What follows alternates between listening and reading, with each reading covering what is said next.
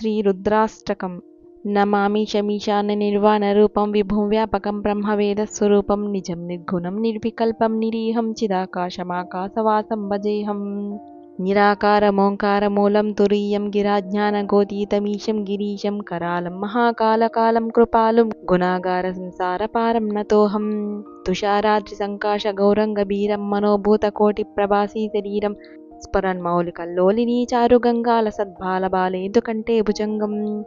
चलत्कुण्डलं शुभ्रनेत्रं विशालं प्रसन्नाननं नीलकण्ठं दयालुं मृगाधीशचर्माम्बरं मुण्डमालं प्रियं शङ्करं सर्वनाथं भजामि।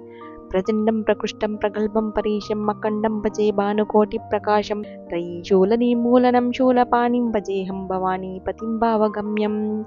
कलातीतकल्याणकल्पान्तकारी सदा सज्जनानन्ददाता पुरारी चिदानन्दसन्दोहमोहापहारी प्रसीद प्रसीद प्रभो मन्मतारी। न यावत् उमानाथपादारविन्दं भजन्ति यः लोके परे वा नराणां न तावत् सुखं शान्तिसन्तापनाशं प्रसीद प्रभो सर्वभूताधिवासम्। न जानामि योगं जपं नैव पूजां नतोऽहं सदा सर्वदा देव तुभ्यं। जराजन्मदुःखौगतातप्यमानं प्रभो पाहि शापन्नमामीश शम्भो। रुद्राष्टकमिदं प्रोक्तं विप्रेण हरतुष्टये ये पठन्ति नरा भक्त्या तेषां शम्भुः प्रसीदति। इति श्री गोस्वामी तुलसीदासकृतं श्रीरुद्राष्टकम्।